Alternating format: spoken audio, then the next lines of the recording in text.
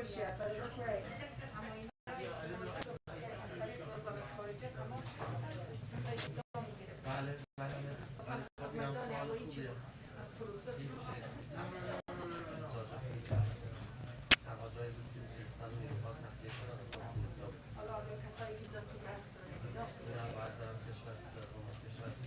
Good job, Sarah.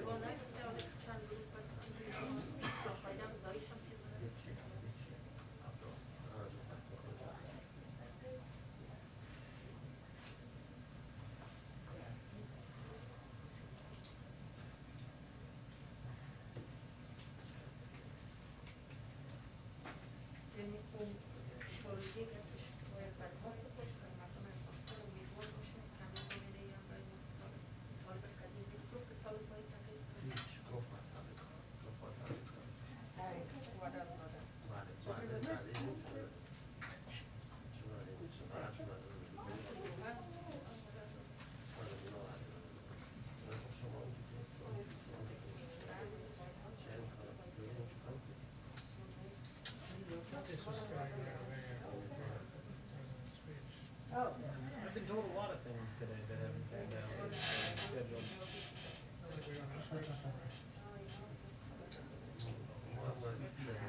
So a minute 45 is how many words? Is that about 200?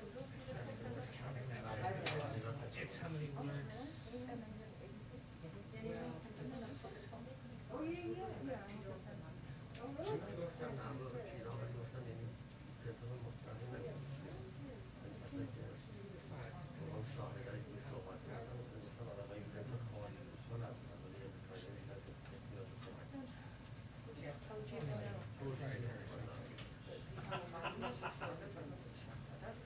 I'm glad we still have that. That's what I say whenever I'm getting a question. Or for you, tell me what you want.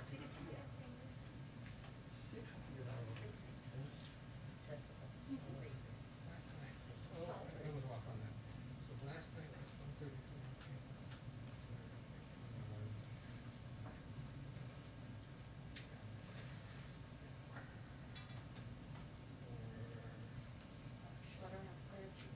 This was one page. Practically last night.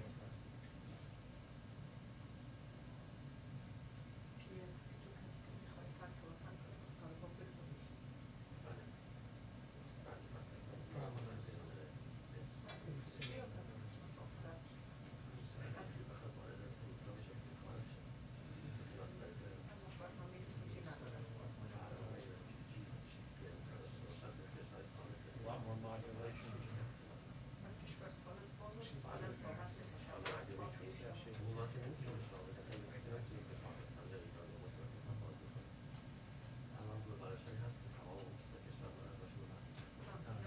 It's crazy, right? When you, I did like a short of 370. Take 20 minutes, like, get it over. Yeah. But I think anyone else, like,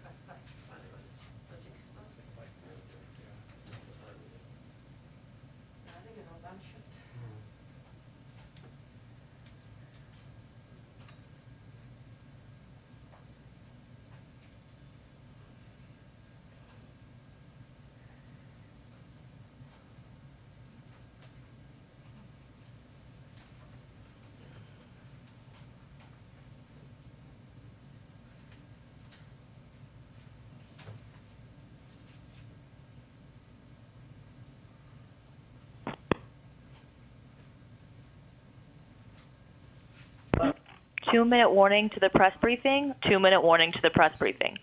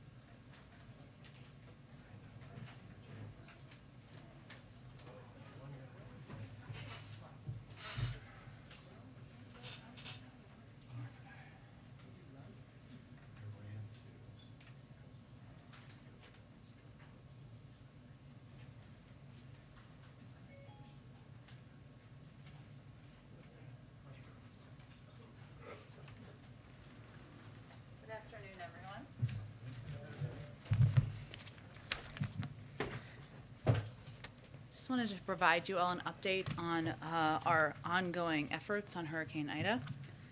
The President and his Homeland Security team are closely monitoring the impacts of Hurricane Ida as damage assessments continue.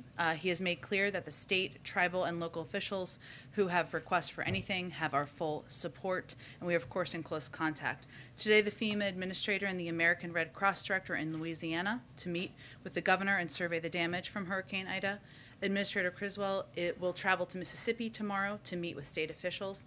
And as Ida continues to move to the northeast, we expect heavy rain to continue. There's life-threatening flash flooding that remains a threat in West Virginia, Pennsylvania, D.C., and elsewhere. In the Gulf Coast, search and rescue efforts are underway. 12 urban search and rescue teams are currently operational in Louisiana to support state and local efforts. The Coast Guard has been doing overhead flights, including in Grand Isle, to search for anyone in need of assistance. So far, urban search and rescue teams have assisted over hundreds of survivors, and their work continues. We're also in regular contact, which is a huge priority for people in the region, with private electricity companies to ensure they have the resources they need as they work to restore power in Louisiana and Mississippi, where more than 1.1 million customers remain without electricity. We've seen some people in Mississippi get electricity back, and we're hopeful we'll see continued improvements. There are more than 25,000 linemen from 32 states and D.C. in the region racing to restore power. And FEMA has staged nearly 250 generators in the region to support impacted areas. We're going to get more generators to the area to get more power to the emergency services that need it the most. We also want to make sure that individuals in the impacted areas of Louisiana know they can apply for federal assistance. We would encourage anyone in need of assistance to visit disasterassistance.gov or call 1-800-621-FEMA. As of this morning, 48 shelters are open in affected areas throughout the Gulf Coast. FEMA has staged more than 4.4 million meals, 3.2 million liters of water, and more than 124,000 tarps in the region. And additional ambulance crews have been transported to Louisiana and Mississippi.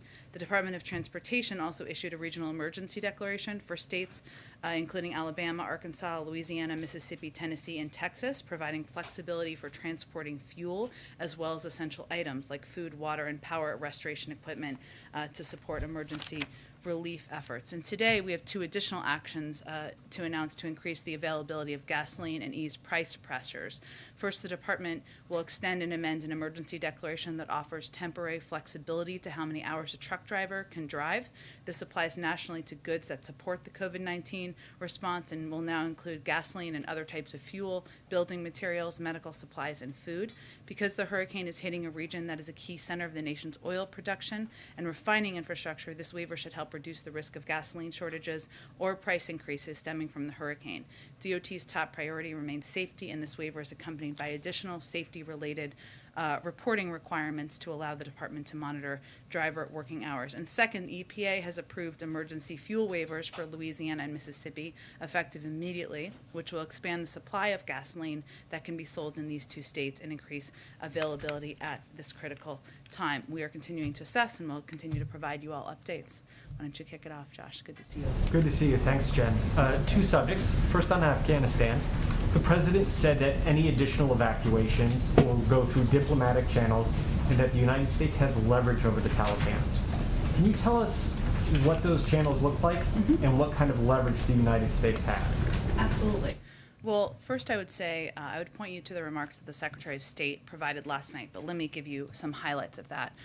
We have enormous leverage over the Taliban, including access to the global marketplace. That's not a small, it's not a small piece of leverage. And in order to gain access to the global marketplace, we're going to be watching closely, as will the global community. I would note that yesterday the UN Security Council also passed a resolution that made clear to what the expectation is in terms of safe travel and evacuation, or departure, I should say, of individuals who want to leave Afghanistan. And nearly half of the countries in the world have also signed on to a statement making clear that is the expectation. That's the diplomatic side, and the other diplomatic components that our Secretary of State will be focused on include establishing a presence in Doha, which is already underway, which is a place where we will be able to operate from diplomatically. So we can have access with consular officers and diplomats who can engage with American citizens or others, our Afghan partners who want to depart. we're working to set that up now. The other piece is engagement with the Taliban, which will continue through our ongoing channels that we have with the Taliban on the diplomatic front. The other piece of this, which is very important, is operational, which is opening the airport and regional airports, and also ensuring that there is overland travel that is possible, which means being able to leave across borders. And the president touched on this in his statement. On the airport front, the more specific piece we're working on with the Qataris and the Turks, who are important partners here, is getting the civilian side of the airport up and operational again, so that we can use that not just for flights for people to depart, but also for humanitarian assistance, which we would work through programs like the World Food Program and others to distribute. So there are a number of channels. This is a priority the Secretary of State will be leading. They'll continue to provide updates, and we're hoping to make progress in the coming days. And secondly, on the economy, you were asked the other day about the expiration of the extended unemployment benefits. We know that black unemployment in this country is above 8%. It's above 7% in New York, Nevada, Illinois, California. With the expiration, how do you ensure that people in those places still get the support and aid they need? You're right, and Josh, it's vitally important to look at the fact that there are different circumstances in different states. So if we just take a step back and look at the national landscape on these benefits, in about half of all states, 24 governors have already made the decision to eliminate pandemic unemployment benefits. That's a choice they have made. In the remaining 26 states, unemployment levels vary pretty widely, from 3% to 7%, and half of these remaining states have unemployment rates that are already less than 5%. So there are differing needs in different states, and governors are making different decisions. What we're trying to do, and what we announced about 2 weeks ago, but obviously there was a lot of news going on, is our effort to put new tools in place to help states that choose to further extend pandemic unemployment benefits because of those needs, because they're states like those you have mentioned, or because they have higher rates of unemployment among African Americans or other groups that need additional assistance. So the Secretary of Treasury and the Secretary of Labor sent a letter to Chairman Wyden and Chairman Neal underscoring and affirming that states can use their allocations of the $350 billion of state and local fiscal relief funds included in the American Rescue Plan. That is funding that can be used. The Department of Labor has also made $90 million in career grants available to support comprehensive reemployment services for all Americans, and $146 million in reemployment services and eligibility assessments. And the Department of Labor also sent a letter just last week to states with information about how to leverage existing UI program infrastructure to deliver ongoing support to unemployed workers. We have also been engaging directly with states. We've been engaged now with about 30 states and counting to talk about what their specific needs are and how programs that are available can be eligible to people in their states. Go ahead. First on Ida, thank you for all that information. You still tracking that he might go to the region at some point? He certainly is open to that. What he does not want to do is interrupt rescue and recovery efforts, which, as many of you may or may not know who've covered hurricanes before, people leaving their homes and going to evacuation centers, that can increase in the days ahead. It isn't always just in the day after, and certainly there are ongoing efforts on the ground, as I just noted. So he's open to that. I don't have anything to announce at this point in time. Obviously, the President of the United States going to a region takes a lot of resources. On Afghanistan, is there any sense of if and how many Americans might have left today? Is there even a way to track that for the U.S. government at this point? Well, I will say we remain in touch through a range of means of communication: email, text, WhatsApp. That's something that we could certainly do from here, but also having a presence in Doha and diplomats in the region will enable that to happen locally or close by as well. I don't have an update for you on the numbers, but that's something the State Department would have the best assessment of. We have asked and we've talked a little bit about the president's mood over the last few days, or his sense of all of this. A few of us observed he seemed angry at the beginning of the speech today. Who's he mad at? I would say I'll give you a different assessment of what I saw, which is that he gave a forceful assessment, laid out a forceful case to the American people as to why it was time to wind down a 20-year war that has led to the loss of thousands of lives. And in his view, and I think he made a firm case of this, it's not in our national security interest to be on the ground anymore. And on North Korea, the ongoing situation there, what's your current understanding of what they're doing with their nuclear program, and is there any renewed outreach to Kim Jong-un and his regime? Well, we have left the door open and obviously reached out through our channels. I don't have an update for you in terms of any response to our offer. Our offer remains to meet anywhere, anytime, without preconditions. We're obviously aware of the reports we've seen over the last 24 hours, and we're closely coordinating with our allies and partners on developments and assessing closely. Go ahead, Jeff. Jen, the president said in his remarks just a short time ago that in April, a deadline was set for August 31st. In fact, in his April remarks, he set a deadline for September 11th.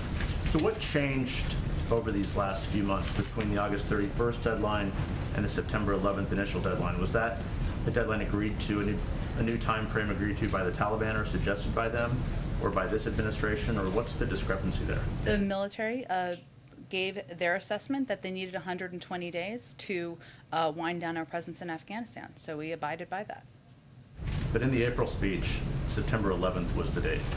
The August 31st date just arrived between April and now. And he bases strategic decisions, tactical decisions, I should say, on the advice of the military and commanders on the ground and the timeline they needed to wind down our presence. And hence, here we are. It was his timeline, though. It was not the Taliban's timeline. So he moved up the timeline to August 31st. We needed 120 days, and we abided by the advice of the military. Jeff? Jen, can you clarify whether the United States has an agreement with the Taliban to allow more Americans and other Afghans to leave the country?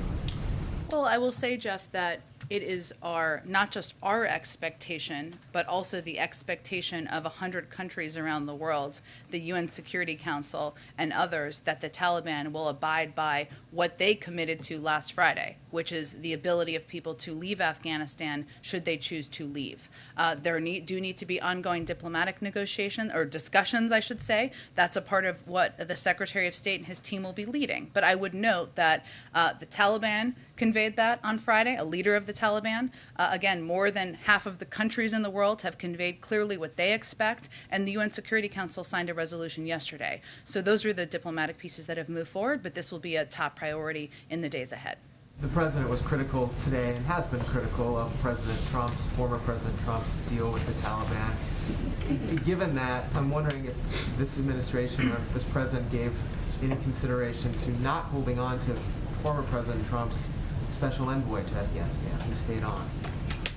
Look, I think the president wanted to be clear about what he was left when he took office, and he laid that out very clearly in his speech. But just to reiterate, since you gave me an opportunity, a couple of the points. When the president took office, there was a deadline that was just 3 months away that included, for May 1st, that included no requirement that the Taliban work out a cooperative governing agreement with the Afghan government. It did release 5,000 prisoners last year, including some of the Taliban's top war commanders. So the president was walking into that circumstance. He wanted to leave Afghanistan. It's a war he has long felt we needed to depart from. He's felt that was long overdue. But that was the circumstance he walked into, and frankly, there's a little bit of selective memory loss from some of the people who served in the last administration about these circumstances. But my question was actually why hold on to the Afghan envoy, the U.S. envoy to Afghanistan, who served under President Trump? Why did President Biden hold on to him? The president has made changes where he saw fit and has not made changes where he felt the person continued to be the right person for the job. That's not a political decision. Go ahead. Thanks, Jen. So we heard from the National Security Advisor, Jake Sullivan, this morning on Good Morning America. He's mentioned that 98% of those on the ground there in Afghanistan and a small number who remain, they have reached out. They got out, as many people as they could. Is the administration essentially placing blame on Americans who could not get to the airport in time? I think what the president stated clearly, and I know that Jake Sullivan has stated clearly, and our Secretary of State has stated clearly, is that our commitment remains. There is not an end to our commitment to American citizens who are in Afghanistan who want to leave. That's the same for any country in the world, for American citizens who want to leave and want to come home to the United States. It's also important for people to note and understand what the process has been and what we've undergone over the past few months, and that's what the president laid out, and we think it's still important for the American people here in the United States to understand that.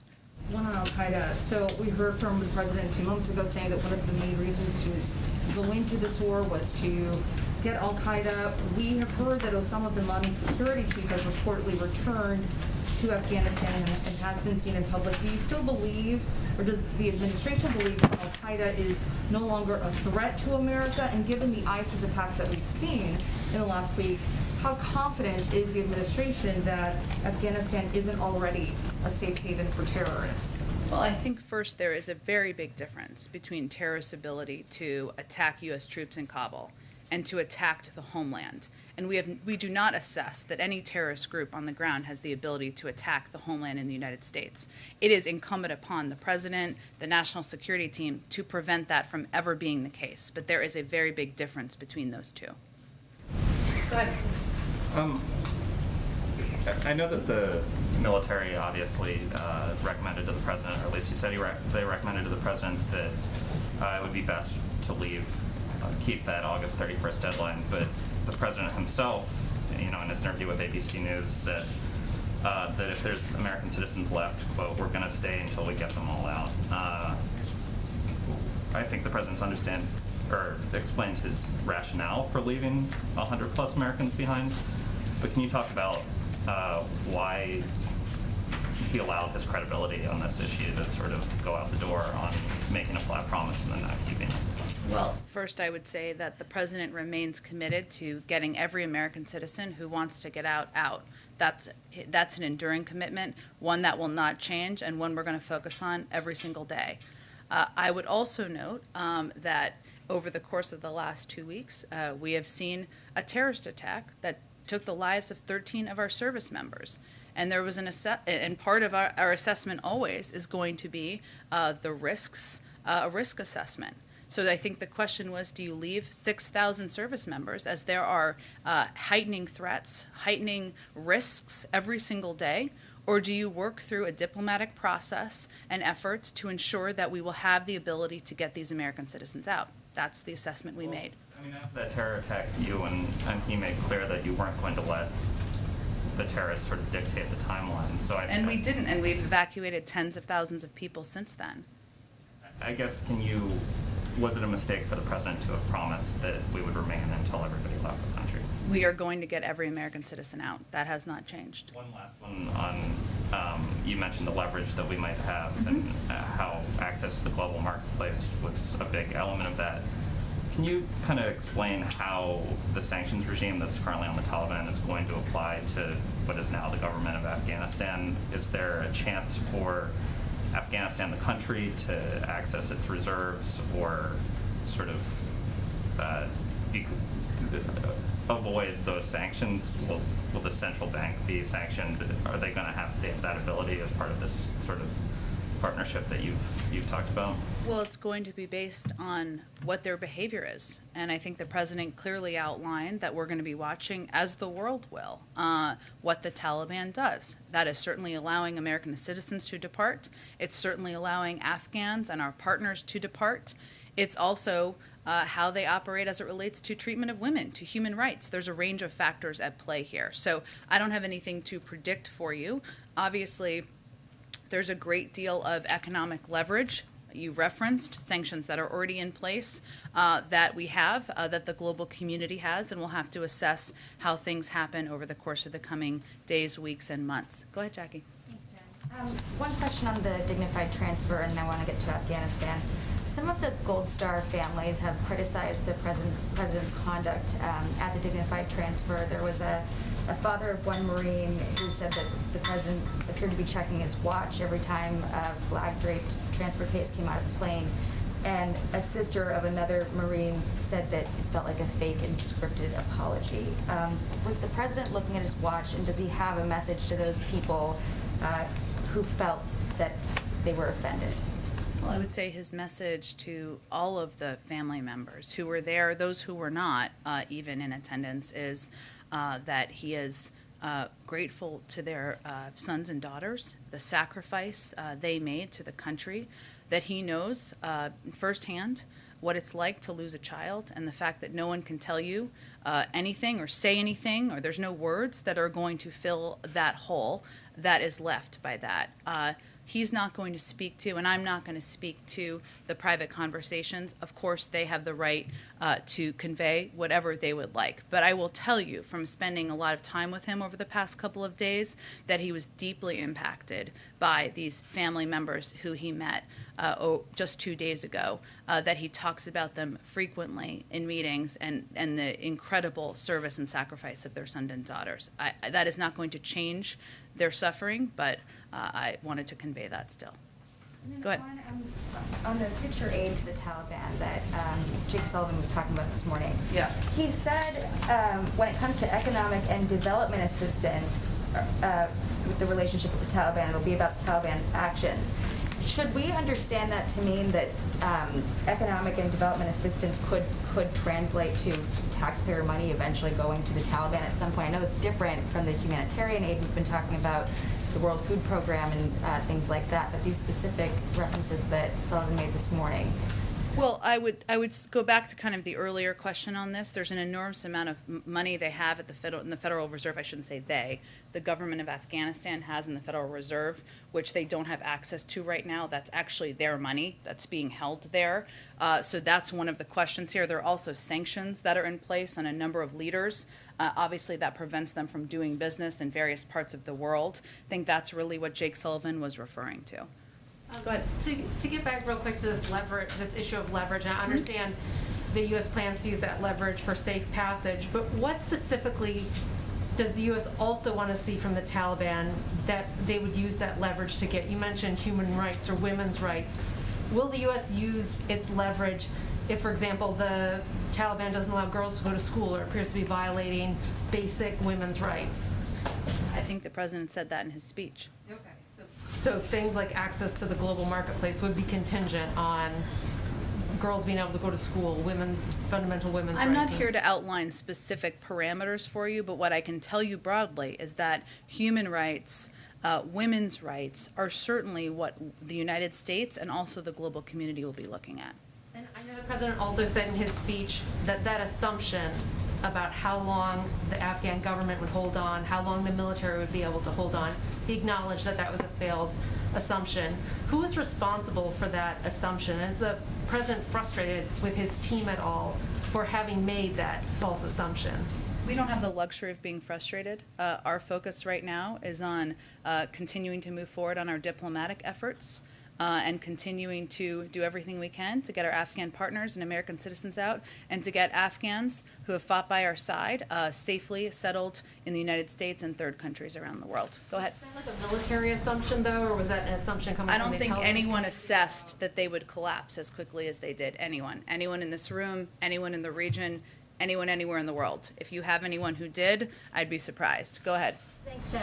The Afghan interpreter who helped rescue then-Senator Joe Biden when he was stranded 13 years ago in Afghanistan is now in hiding. He told the Wall Street Journal, "Hello, Mr. President, save me and my family, don't forget me." What's your response to him, and why is he and other Afghan allies like him still in the country if the president believes, as he said today, that the mission was an extraordinary success? Well, I would say first, our message to him is thank you for fighting by our side for the last 20 years. Thank you for the role you played in helping a number of my favorite people out of a snowstorm, and for all of the work you did. And our commitment is enduring, not just to American citizens, but to our Afghan partners who have fought by our side. And our efforts and our focus right now is, as you heard General McKenzie say and others say over the last 24 hours, is to the diplomatic phase. We will get you out. We will honor your service, and we're committed to doing exactly that. But Thanks so much, Jen. Just to build on some of the things my colleagues were saying, President Biden said Americans who were given multiple chances to leave, dating back several months, but things, as you just noted, changed dramatically in the last few weeks. My question is, how many of those families said they wanted to stay in Afghanistan in the last few weeks, 2-3 weeks? And is it really fair to say, for the president to say, that they didn't leave when they had the chance? As you just mentioned, no one expected the collapse as happened, and the president himself, for months, was publicly saying that the Taliban would not be running things, and also that this exit would be safe and organized.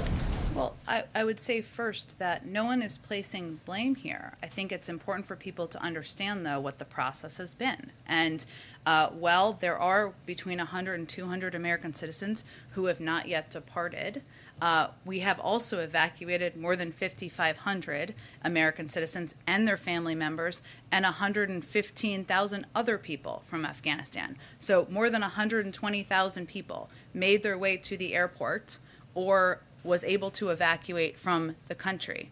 It is also very understandable, and I want to be very clear here, the vast majority, if not everyone, though the State Department would have to speak to this, who is still there are dual citizens who have lived their entire lives in Afghanistan. This is about, I know this is hard for people to understand who grew up and live here.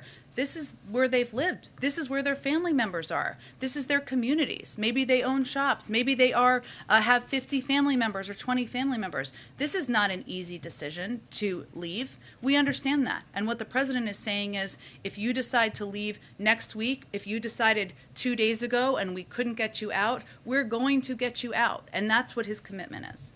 Can I ask about the immigration system and the refugee situation? The U.S. immigration system is already very overstretched. It's dysfunctional.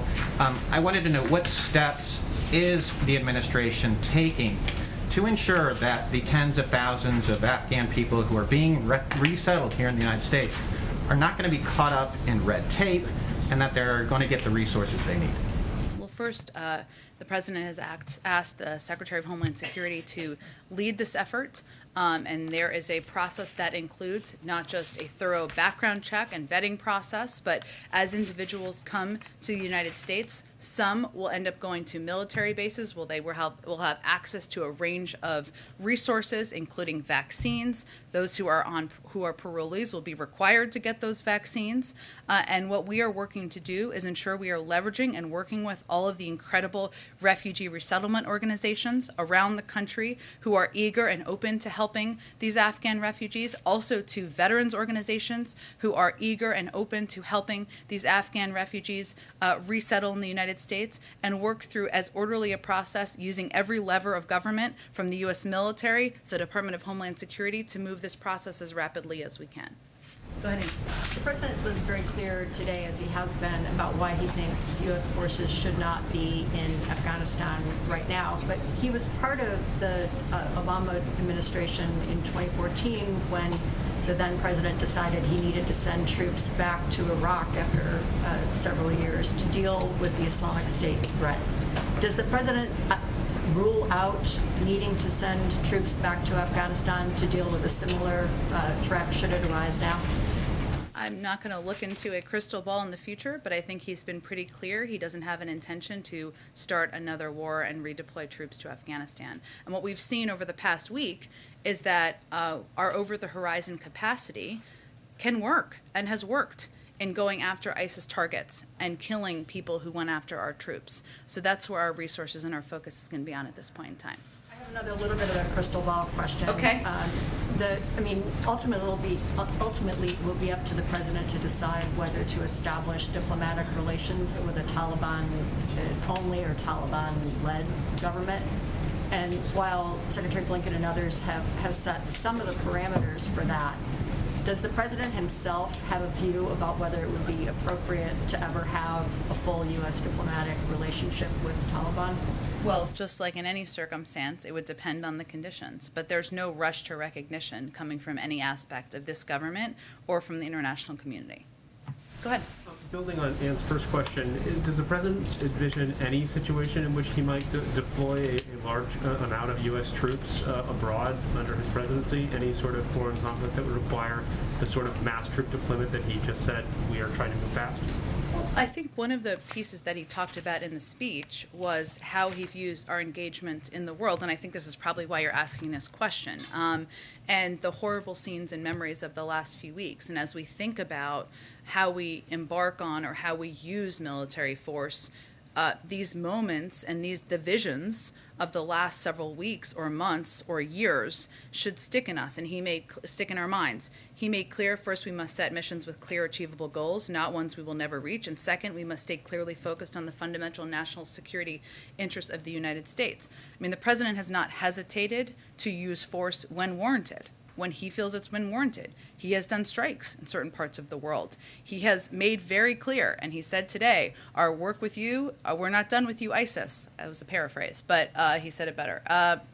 And that, I think, sends a clear message that he's going to go after terrorists. He's not going to hesitate to use the capacities and capabilities we have. But he also wants to be mindful about how we use thousands and large swaths of troops, and I think he was sending a clear message about how he views that. Second question, the president has obviously been very consumed by this situation and by the hurricane, but as we roll into September, should we expect to start seeing him doing public events again for his economic agenda, particularly facing the month in Congress that awaits it? Absolutely. I think you can expect the president to be communicating over the coming weeks on a range of issues that are front and center on the minds of the American people. Certainly he gave a speech today on Afghanistan, but certainly you can expect to hear from him more on his Build Back Better agenda, on COVID and his commitment to getting the virus under control, to speak to parents and those who have kids going back to school. There are a range of issues he's eager to communicate about. Absolutely. Go ahead. Did the president watch the takeoff of the last flight from Afghanistan yesterday? And has he been in contact with, any of the service members who were on the last flight?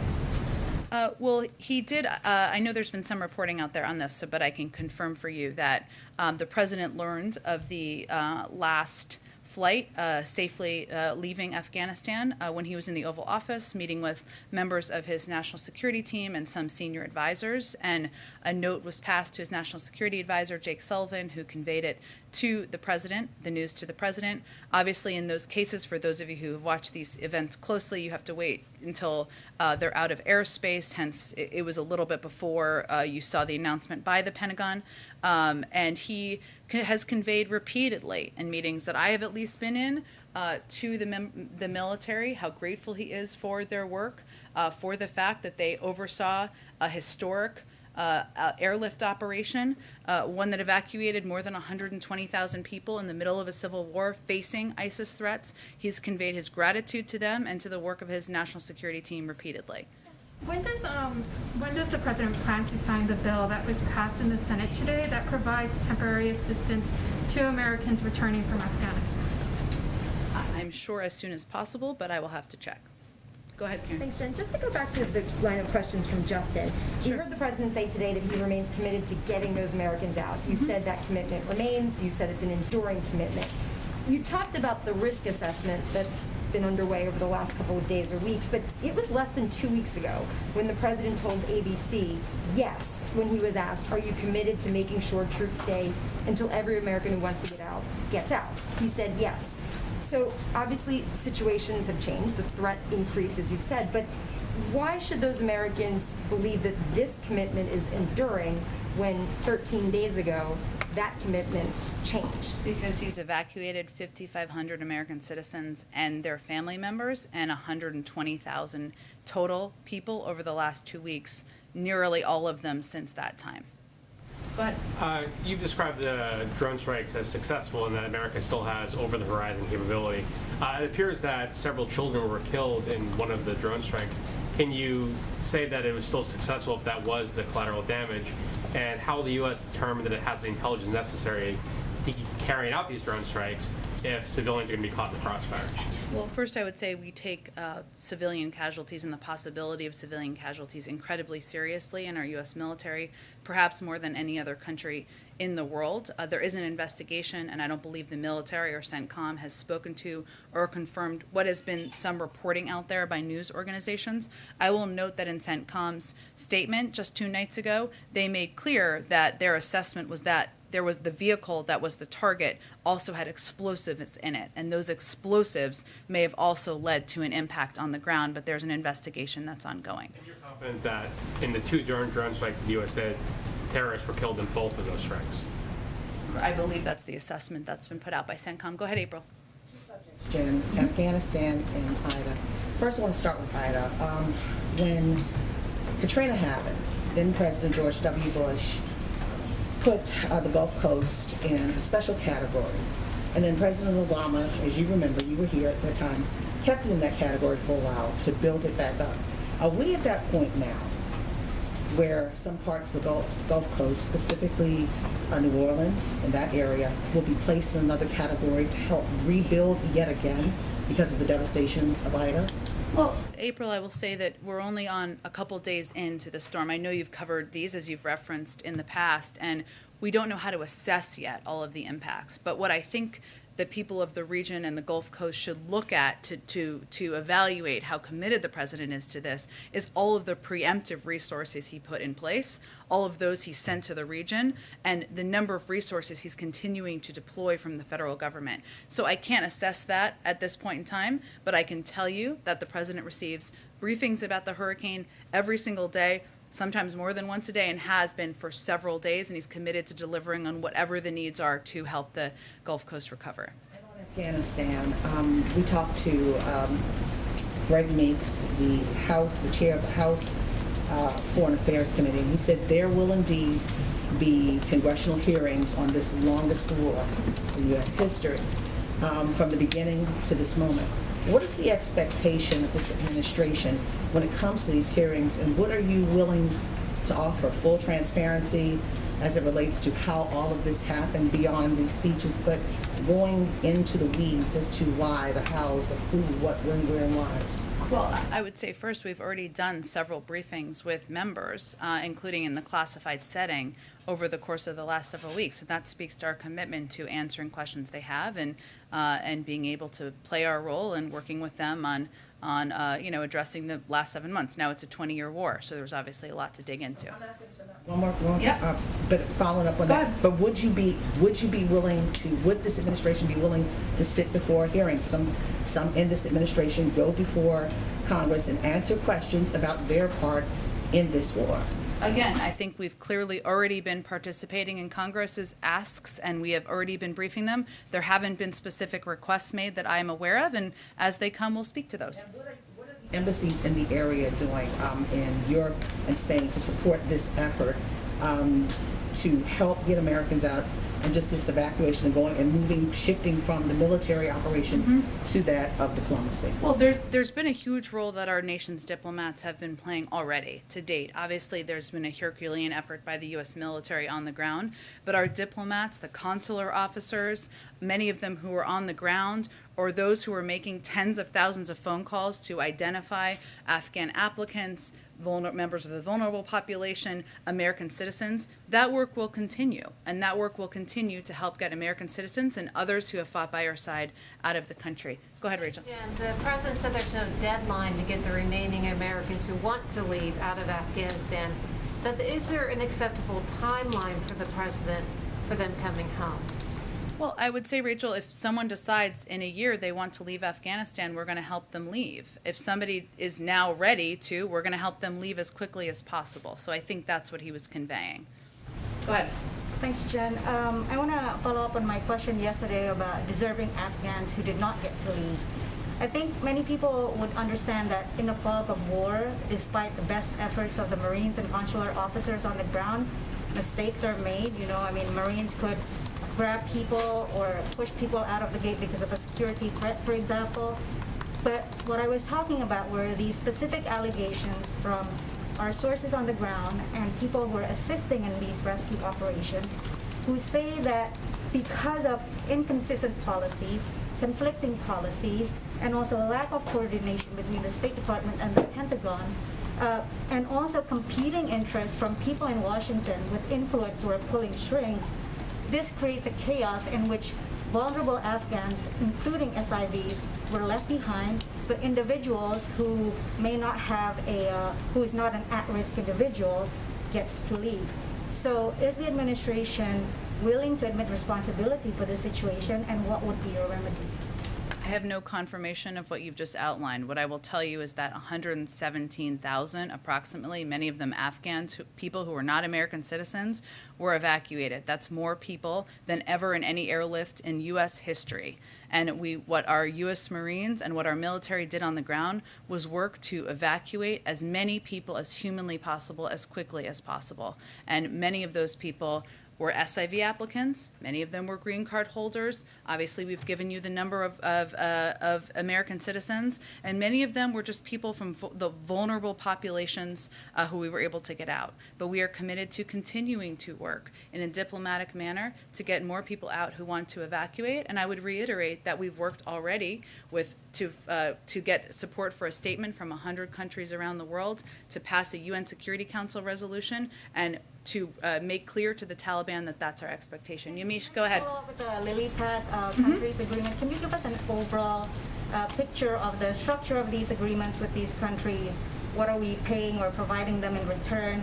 And how do we deal with local resentment? And this would also apply to people around American bases who may feel concerned about the threat of either COVID or a terrorist threat. How are we dealing with that? Well, what we're doing is we're relying on all of you to convey clearly what our COVID protocols are, what our security protocols are, what our vetting protocols are, and we're also communicating very closely with governors and leaders in the region. Every country has different agreements. This is not a quid pro quo situation. This is where the international community recognized the need of the Afghan people, and nearly 24 countries have met this moment to have a place where individuals who are leaving Afghanistan can be, some before they go to third countries, some before they come to the United States. Jamish, go ahead.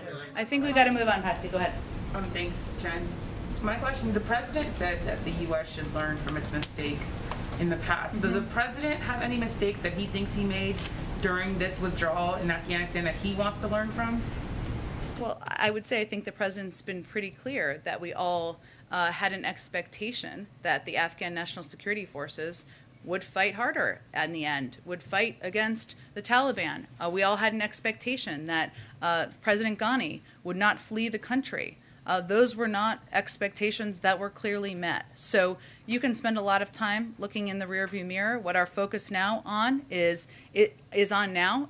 moving forward on our diplomatic effort, settling Afghan refugees, SIV applicants, and others who are coming to the United States, doing that in a very thorough and clear way, and also getting them settled in communities. That's what our focus has to be on. That he shouldn't have made those assumptions about the Afghan government? Is that the lesson for him then? Well, I think most people made that assumption, but I don't have any more for you. I only ask that because he said that the U.S. should learn from their mistakes, but if there's right, and he laid out clearly what he thinks they are over the past 20 years. And then a quick question on Louisiana. The governor said that he's worried that the power outages might start affecting the hospitals. Can you make any clarification on whether or not the FEMA can do anything more to help utility companies, and whether or not there's any sort of estimates on whether or not hospitals will be affected? Well, so initial reports from the local hospital distributor network indicate no supply chain disruptions, but he is right. I mean, this is an area where we are all watching, and this is why we are continuing to ensure there are necessary generators there, that we are engaged closely with health administrators and others about what their needs are and how we can deliver on them. One of the primary limiting factors on oxygen, which we don't see a shortage on, but is obviously an issue that we have to watch closely, is actually hazmat certified drivers. And what this is people who can drive around these oxygen tanks and facilities out to the hospital. So there's a number of pieces that we have to work through, and we are preparing in case there is a need in that regard. Thank you, Jen. Two quick follow-ups. Yesterday I asked about the Washington Post story that reported that the Taliban offered the United States control of Kabul, and instead the United States focused on the airport. Have you been able to review that report, and is it accurate? Well, I'm not going to speak to private conversations, but what I will tell you is that it obviously required the deployment of 6,000 U.S. military forces to secure the airport, given the Afghan National Security Forces collapsed from that protection. Our objective has never been, and the president's been very clear about this, having a military presence to control Kabul. So that's never been our objective.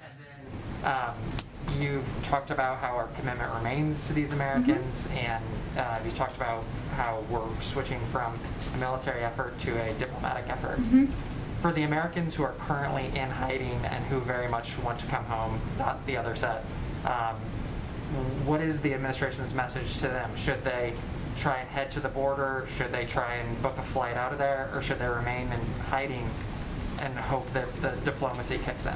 Well, I would just note that we are in touch with a number of these Americans. Not every one, perhaps, but we are in touch. We are in touch with as many of them who we can make contact with through a range of means. That continues. And what our focus is on now, and we'll have day-by-day updates, and this is a very fair and good question, is how can we ensure operationally that there are a range of options for people to be able to depart? Some of that may be over land, over borders.